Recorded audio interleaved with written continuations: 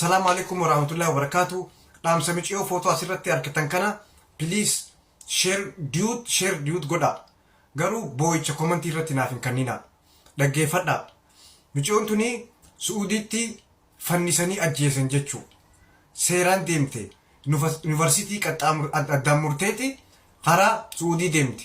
Mootummaan Itoophiyaa gibira asoo kafaltuu, mootummaa Suudiitiif gibira asoo kafaltuu achitti fannisan. Amma Araboonni reef kan galchinu ni awwaalla ja'anii jiran. Kanaaf uummanni keenya asoo Arabniin awwaallee poolisiitti nuuf tokkoma, poolisiitti nu dabarsa.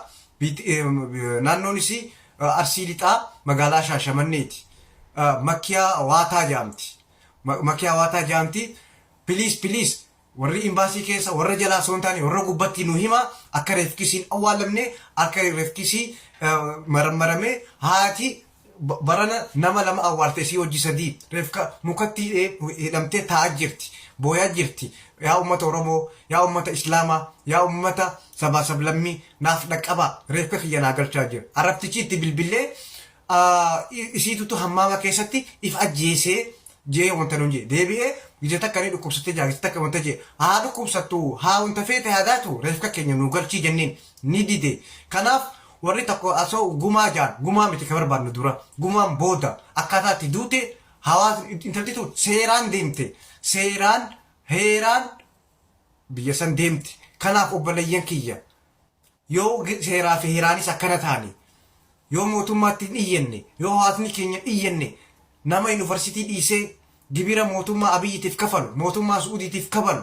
kafiila qabu gizee fannifamee reefkisaa achitti nurraa awwaalamee ifiif ajjeeste ja'anii kijibanii jechuudha. Namni du'e seerri isaa biyyatti galuudha. Nuti awwaallata. Oromiyaatti awwaalamti.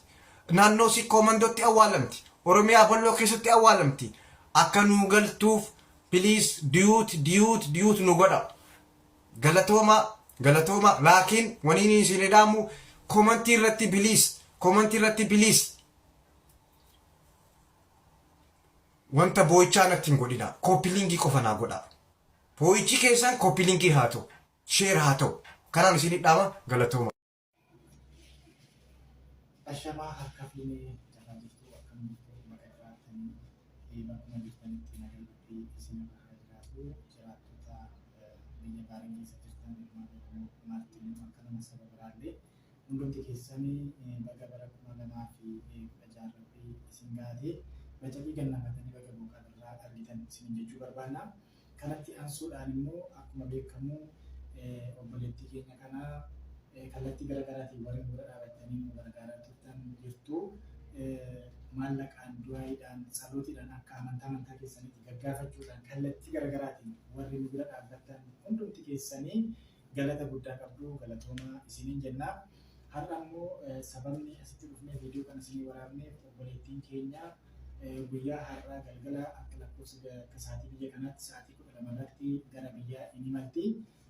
Ijaa kana ta'eef tikeettii illee nurreerraa kan obboleettii keenya kunoo kana barraash tikeettii nurreerraa kan ishii jechuudha.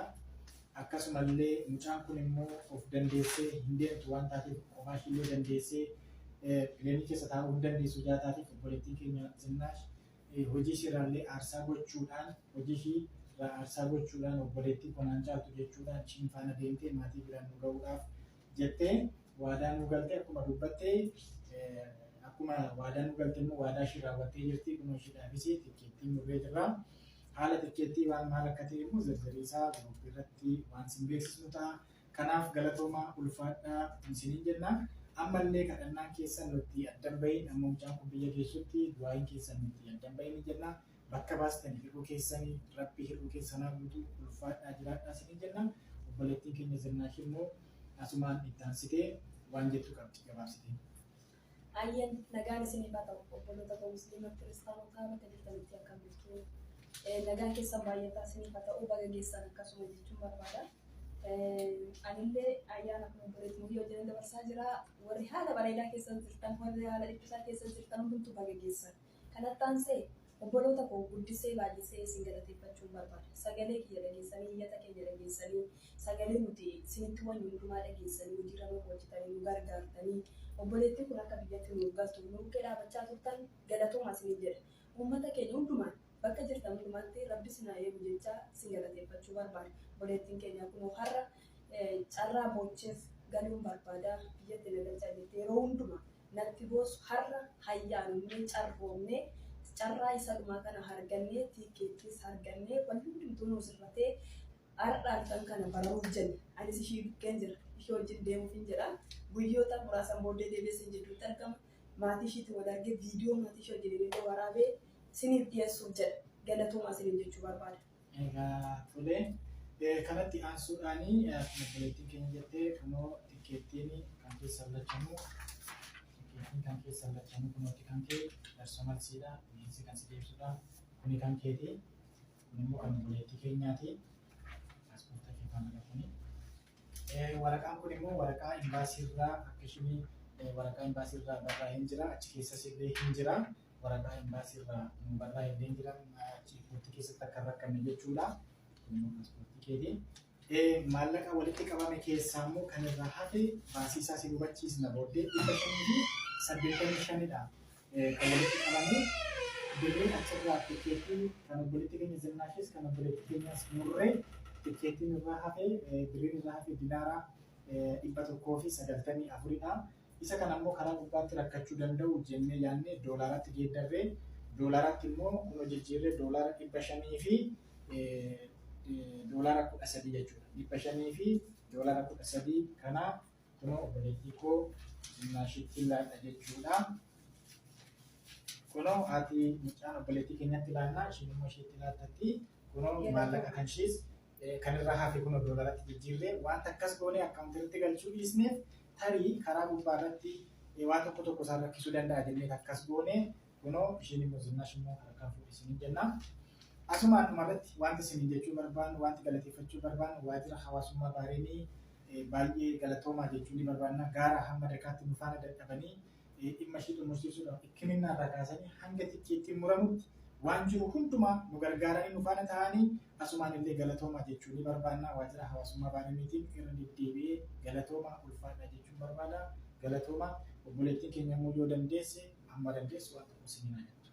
Atis mana kana uummata si gargaare kana lammiilee keessa bukkee dhaabatan kana waan jettu yoo qabaatte.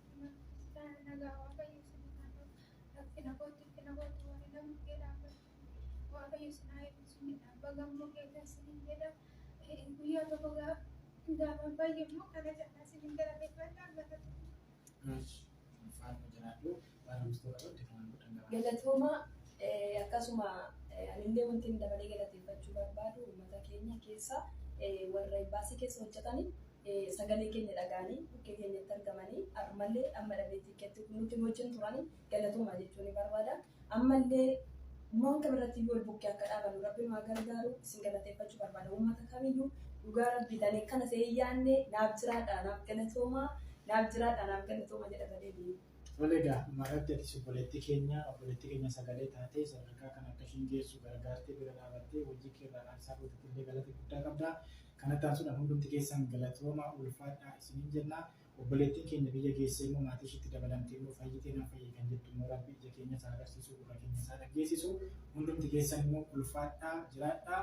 Yeroo gaggeessinus immoo viidiyoo isinii waraabnaa galatoomaa isiniin jenna akka kabajamaa.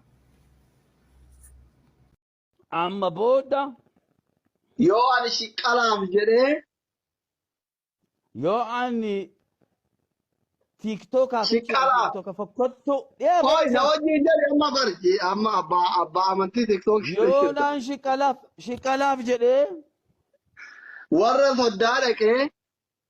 soddaa dhaqee saba kiyya